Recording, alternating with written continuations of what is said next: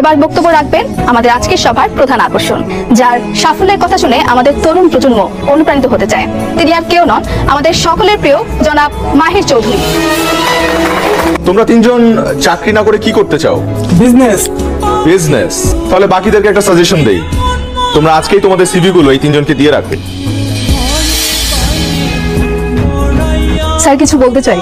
হ্যাঁ বলো না। আচ্ছা দাঁড়াও, তোমরা কি আবার আমার বোরিং স্পিচ শুনে বিজনেস থেকে চাকরিতে ডাইভার্ট হয়ে গেলে নাকি? না না স্যার, আমরা আসলে আপনার সাকসেসের গল্পটা শুনতে চাই। আমার গল্প?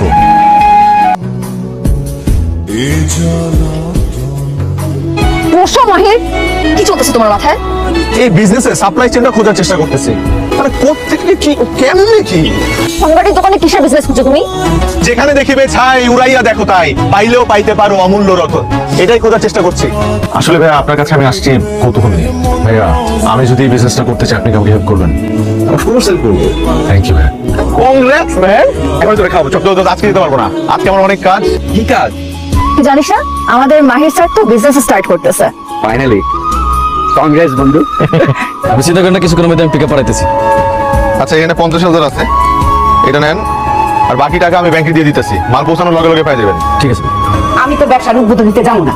এত লেখাপড়া করে হাসি কিনা ভান্ডারির ব্যবসা, সি সি সি সি, আচ্ছা কি করবো? আসো। এতক্ষণ লাগলো কেন?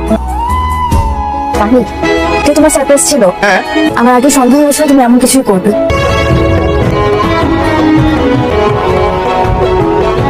চায়নায় আমার প্রথম শিপমেন্টের কন্ট্রাক্ট সাইন হয়েছে। চাইনিজরা আবার ভাঙাড়ি কিনে কি করবে? সবকিছুরই দাম আছে, ভাঙারিরও দাম আছে। আচ্ছা শোনো, বাবা তোমাকে বলছে দেখা করতে। এনিওয়ে, কি ব্যবসা করার কথা ভাবছো? ফ্লেক্স এক্সপোর্টের বিজনেস। আঙ্কেল আমাদের শেষ, তোমার সাথে আমার কথা শেষ। গুড নিউজ আছে, চাইনিজ ডিলারদের সাথে সবকিছু কনফার্ম হয়ে গেছে। তুমি কই? তুমি একটু দেখা করতে পারবে আমার সাথে এখন? আমার বিয়ে ঠিক হয়ে গেছে মাহির।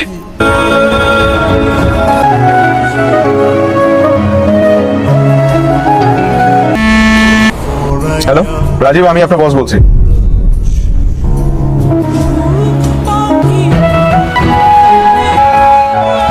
দেখো আমি আসলে জানতাম না যে বলতে হবে না, আমি জানতাম। তুমি জানতে। নিজের স্বামীর বসের নাম জানবো না? আর তাছাড়া তুমি তো এখন একজন বিখ্যাত businessman. I am really sorry Maria.